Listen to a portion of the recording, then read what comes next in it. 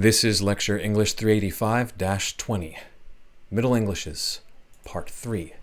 Okay, so let's pick up where we left off back in London. All right, so here we are in London, and again, Southern and Kentish Middle English brings together two separate varieties that are registered by Macintosh, but we're going to treat them in this class as one. And this is the variety used by John Gower and Geoffrey Chaucer, and a little bit by Eleanor Hull, though she's moving more northeast. All right, so I'd like to read with you here through a sample from Chaucer's Canterbury Tales. You've already looked a bit at Chaucer's general prologue to the Canterbury Tales for the quiz. Now let's look a bit at the Reeve's Tale. And what I'm going to do for us here is I'm going to pick through the Reeve's Tale as a way of getting our eye in a bit more to Middle English. Chaucer is Kentish himself. I'll say a few words about it first. Chaucer is Kentish himself. The man telling the tale, the fictional character telling the tale, is a Reeve who is identified as from Norfolk, as from the East Midlands, though actually Chaucer doesn't give him any recognizable East Midlands features, I think, when he speaks. But the Reeve is telling a story about two university students named John and Alan, who are very clearly from the north of England. I'll read through this somewhat slowly. This will be a way of easing you into reading Middle English on your own, and I'll translate as I go. Here we go. I'll eventually expect you to be able to make sense of basic Middle English on your own by the end of term, but I'll hold your hand the whole way until then. You'll notice I've put some of these words, and I hope you can see them. Maybe I'll zoom in a bit closer. Yeah, okay. Oh yeah, just come over here. You'll notice I put some of these words into red boxes to show how many are relatively recent French borrowings. We'll talk more about why that is, though I think we've already talked about the Norman conquest and discussion, but we'll talk more about why that is in a later lecture. So let's start here at line 148, right here. Then were there young poor scholars too. Notice the syntactical difference, the word order difference from us here, right? Then there were two young poor scholars that dwelten in the hall of which I say, or of which I speak. Notice, by the way, the third person plural form ending in n, dwellen. We see this actually across England, dwelten, right? So the third person plural of a regular verb is often an n, though not always. All right. They were testive. I love that word. It means impatient and headstrong. They were testive and lusty for to play. Another syntactic difference in that Middle English sometimes adds that for when using an infinitive like to play. So they were lusty for to play. And lusty has undergone some significant semantic narrowing. It more broadly used to mean for Chaucer vigorously interested in life in general, rather than narrowing to the specific part of life that someone who is lusty now is interested in. And actually, the two scholars, John and Alan, later in the tale, are definitely lusty as we now use the term too, problematically so. Continuing on. And only for her mirth and reverie, they cry busily upon the warden. Notice the southern Kentish and eastern here, where we say their mirth and reverie. Chaucer and the Reeve say her mirth and reverie. Asking their warden at school to give them leave to yeth hem, give them leave, for but a little bit of time, a little stoned, so that they can go to the mill and get their corn ground. Corn, again, as we've said, has undergone some significant semantic narrowing. It just means broadly grain here, and the grain needs to be ground at a mill, ground. Notice that the past participle of grind, right? So grind in present tense, ground in past tense, and then where we would have the past participle as ground, as in I had ground the corn, they have the past participle sometimes as ground, right? The corn is ground, a helpful prefix to identify the past participle form. We see three times in these next three lines, hem, hem, hem. The warden yath hem leve, right? That's that specific Southern Kentish and East Anglian variety of hem, where we might say them. Jumping to line 159 down here, we see one was called John and the other was called Alan. John hicht that on. Notice that, right? John hicht that on and Alan hicht that other. of own town, of one town were they born. That is called strother. Notice two things here that are going on that might be salient to you. First off, the th sound in that, or the th sound in that, is represented sometimes by th in Chaucer and also sometimes by a letter of its own. You see? Born that hichte strother. That's called a thorn. It's actually a letter in English, and it's falling, it's falling out of, and the letter means th, because as we've gone over in class, T and H make a t sound. And if you put them together, it doesn't make sense that they should go th, which is a totally different sound. Middle English retains the thorn to represent that sound. However, it's falling out of use across the Middle English period. So in Chaucer's time, which is the late 1300s, we see sometimes th and sometimes thorn. After 1500, it has fallen out pretty much entirely. And of course, you see here the word hicht. John hicht that one, Alan hicht that other, and the town is hicht strother, which you may not know what it means off the top of your head, but you can deduce simply from reading that it probably means to call or name, and indeed that's what it means. And the town called Strother is far in the north. I can noch tell where, I should say. The town called Strother is far in the north. That's something to keep in mind about where John and Alan are from. Let's get into it. This Alan maketh ready, he makes ready, remember, Southern Kentish English allows maketh ready, all his gear. And let's move up, zoom in here, and I'll move over here. And on a horse, the sack he casts anon. He casts the sack on the horse right away. Right. Forth goeth Alan the clerk, and also John, with a good sword, not sword, sword, which means sword, and with buckler, which is a type of shield, as some gamers may already know, by her side. They keep the sword and the shield by their side. Remember, here is there. John knew the way. Him needed no guide, no guide. And at the mill, the sack adown he layeth down the sack. Not lays down the sack, layeth down the sack. Alan spake first, and now we get to hear Alan talk. The voice we've heard so far is the Reeves voice, the storyteller's voice, and Chaucer is creating that voice, and we've already learned about where they're from, but now Alan speaks first. And here they're talking to the miller whose name is Simond, or Simond, or Simkin, if you're being super friendly with him. The kin ending is similar to what Japanese varieties might add suffixes like chan or kun to show familiarity, right? Simkun or Simkin, right? No connection between the Japanese and Middle English here etymologically, though. All right, so Alan says, All hail, Simond, in faith. How fair is thy fair doctor and thy wife? Wait a second. How fares thy daughter and thy wife? Shouldn't it be faireth? But John and Alan are from the north, so they say things weirdly. They say fares rather than faireth. All right.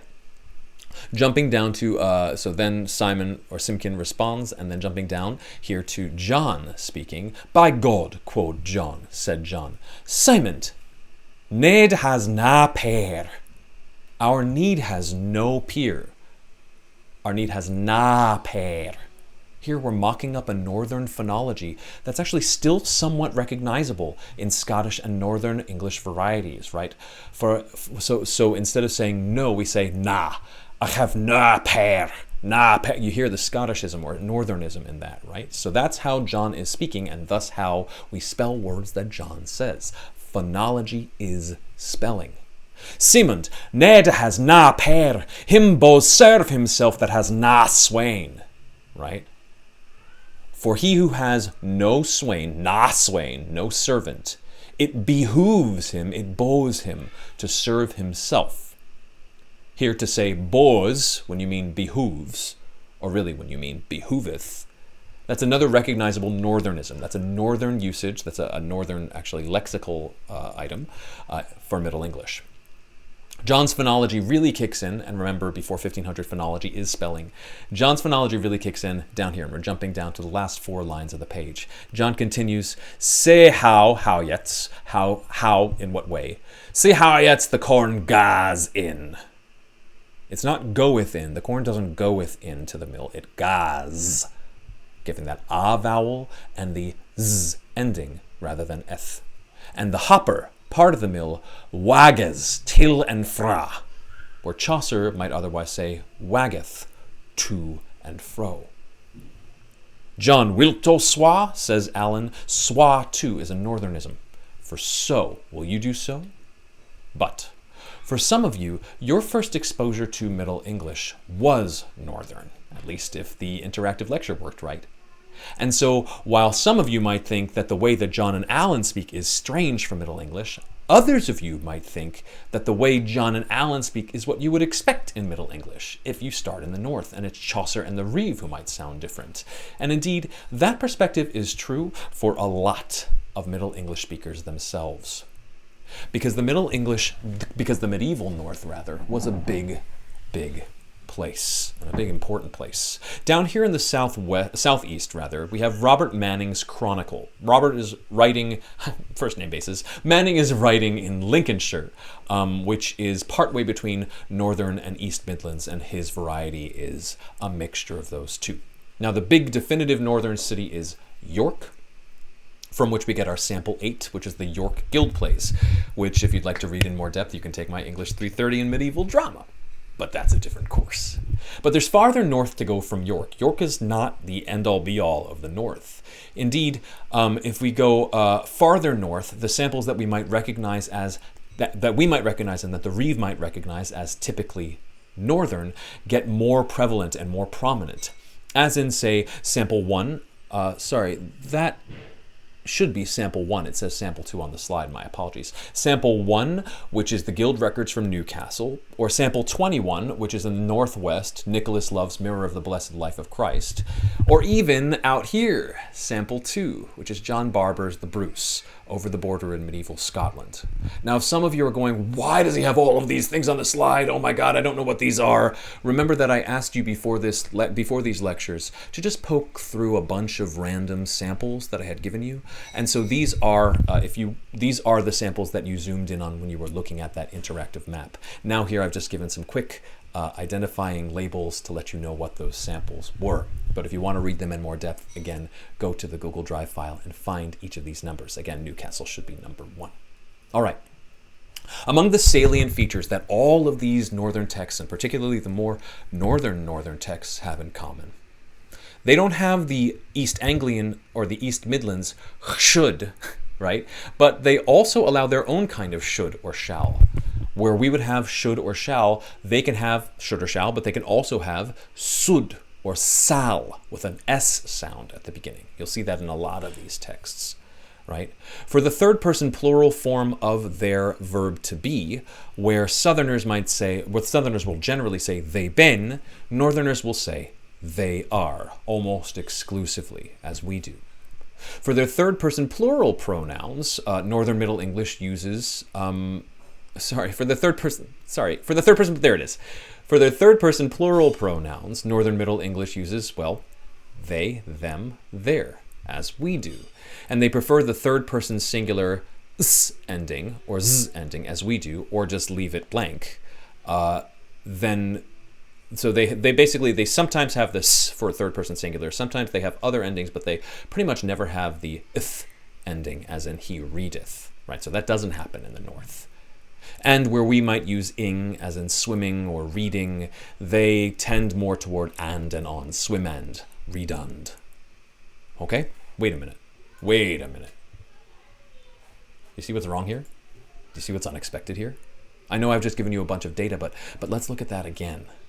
The salient features of Northern Middle English include are, not been, third person singular s rather than eth, and they, them, their for their pronouns. Does that sound like anyone you know? Does that sound like everyone you know? You see, Northern Middle English seems to us very clearly to be using them, their, and they are well before 1500. We're going into the 14th century here. that's the 1300s, while Londoners were still using hem, hire, and they ben. Northern Middle English has goes, well, it has gaz, but not goeth. If you were to jump into the Smith and Kim textbook chapter on this only, you would come away thinking that these forms, sorry for the noise in the background, you would come away thinking that these forms, the they, them, their, the are rather than ben, or the goes rather than goeth, you would come away thinking that these forms become commonly used only in the early modern period, and that Middle English generally used goeth or hem and here, etc. But it's not the case. You see, a lot of the northernisms that were prevalent in the medieval period continue into our usage. And there's a reason for that that's worth talking about. You see, we already mentioned how in 1476 the first book is printed by William Caxton. And that's important, again, because it establishes one dominant local dialect as what will become the supra-regional variety that eventually becomes Standard British English, from which Standard American English is an offshoot. But when Caxton is figuring out how to spell things, he doesn't just look to London usage in general. He looks particularly to the Royal Administrative Offices in London. That is, Caxton uses something we call Chancery English, which, to quote Seth Lerer, is a house style of spelling, grammatical forms, lexical usage, and idiom that characterize the papers coming out of many of the royal offices, those of the Signet, the Privy Seal, even of Parliament itself. Chancery English was taught to royal scribes from the 1380s through the 1450s. And since royal scribes came to London to work in London from all over England, Chancery standard forms thus could include some non-Kentish or non-Southern features, and they included the northern s, them, and r. As an example of this, and I wish I had put this on the slide, you may have noticed when you were looking through your Caxton printing of Chaucer's Canterbury Tales, that final line, that hem hath holpen when that they were sick, that helped them when they were sick, of which we made much on our midterm quiz. Caxton doesn't have that hem hath holpen when that they were sick. Caxton has that them hath holpen when that they were sick. Here Caxton is using Chancery standard. He is using them rather than hem, which Chaucer himself used. Because it was taught in offices for royal administrative letter writing, in which complex issues needed to be settled in quickly read sentences, Chancery English also favored a consistency in syntax that was not seen elsewhere. It was here that SVO, that subject-verb-object order, becomes standard, and hypotaxis becomes in heavy use. Now, Chancery never expected those two things, or any of these things, to become global standards. They were just house style for how Chancery did things in these decades. But Caxton, because he is bringing the printing press to London right after that period, he picks them up and makes them global. And then early modern reformers make Caxton's English standard. Pretty fascinating stuff, I think. And it wasn't the only learned highbrow English to incorporate multiple varieties. Here we see samples 7 and 16 come to us from Oxford, which, if I zoom out a bit, sorry, it's just yellow here, so let me zoom out a bit. Can I zoom out a bit? Yes. If we see here, Oxford, as some of you may already know, is sort of dead in the middle of these varieties. And so, here we go, zooming back in. Dead in the middle of the varieties, which means that, of course, its variety will be somewhere between or among all of the different varieties we've already looked at. It helps, too, that students like John and Alan would have come to university from across much of England. And yes, both of these texts that you may or may not have looked at are texts about translating the Bible into English. In fact, some of them are the beginnings of English Bible translations, which would only, as we have said, become legal in the 1530s, in the early modern period. But if there's anything important that I want you to remember about the Middle Ages, it's that there is a wide gap between what is technically legal and what is possible, especially at universities. Maybe that's something that you should keep in mind in general. But I won't let you go without heading west. Will I? I will. I won't let you go without heading west. Here we go. To the West Midlands. All right. West to the West Midlands, where...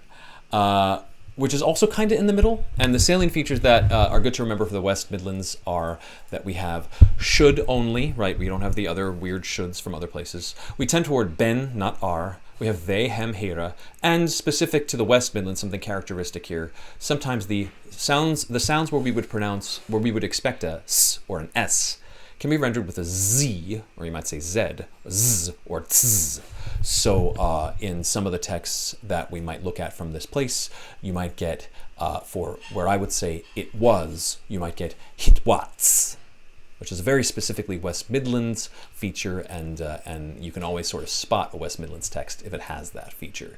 Being from the West Midlands really matters to say samples 9 and 19, Sir Gawain and the Green Knight and the Pearl, both of which feature that hitwats usage. And being from the West Midlands really matters to say Gawain, whose journey, you might have read Sir Gawain and the Green Knight in other classes, and thus you would know that Gawain's journey takes him into a wilderness, a deep green wilderness that we can, thanks to the work of Angus MacIntosh and others, identify as a specifically Western West Midlands, even Welsh borderlands wilderness. Farther south from here, but still in what we would call West Midlands English, though maybe on the border of Southern and West Midlands, better to say. This is where Berkeley Castle is, which is where John Trevisa was writing. I already looked at that in a prior lecture. And nearby him we have samples 13 and 18, which is the early Dives and Pauper and the really cool Ordinal of Alchemy from Thomas Norton. And then there's sample 5, which is definitely Western in its forms. A text we know to have been immensely popular in the 14th century. And we know it was immensely popular in the 14th century because there are very many manuscript copies of it that still survive, each copied in a slightly different version all over England. The text is William Langland's Piers Plowman, whose narrator falls in and out of dreams throughout the poem. He falls asleep in the Malvern Hills, which is in the West Midlands, and he wakes up in London. I want to close my lecture by saying it matters in these literary works that we don't just take London as a stand-in for all Middle English. In fact, as the keen-eyed of you may have noticed if you looked at this copy of Piers Plowman does have features that locates it in the West. And indeed, it locates it right where the actual Malvern Hills are. The Malvern Hills are a real place. See if you can follow along with the Middle English as I read it. And you won't see many particular features here. Again, you won't see them necessarily in this passage, but it comes up elsewhere in the text. This is the beginning of Piers Plowman. In a summer season, hold on, here we are. All right. In a summer season, when the sun was soft, I dressed myself in shrouds, as if I were a sheep, in a habit like a hermit, but not wholly of works. And I traveled widely in this world to hear wonders. And on a May morning, on the Malvern Hills, a wonderful thing befell me. As I hope to cover next week, if time allows, the wide circulation of Piers Plowman from its home in the Malvern Hills all over England ends up being part of what inspires the rebels in 1381. The 1381 Peasants' Rising, in which lower class and working class English people rise up against the administrative bureaucracy that has been trying increasingly to run everything according to the terms of the royal offices, which of course are centered in London. Piers Plowman is not a necessarily revolutionary text, but it does involve a plowman, that is, a field worker, who becomes holy by nature of his work. It matters to those rebels and should matter to you, not for any quiz or test I'm asking you to prepare for, but because it matters that the poem that inspired the rebels, a poem which moves from the West Midlands to London, itself can be located as coming from the West Midlands, from the Malvern Hills that it depicts, which are a real place that you can stand on today. Our own Deanna actually is a bit of an expert in this region, by the way, so we might have some questions for her or thoughts from her. But these lectures are long overdue to be posted, and I'm certainly at my time limit, so I'll leave it at that. Thanks. See you on Wednesday.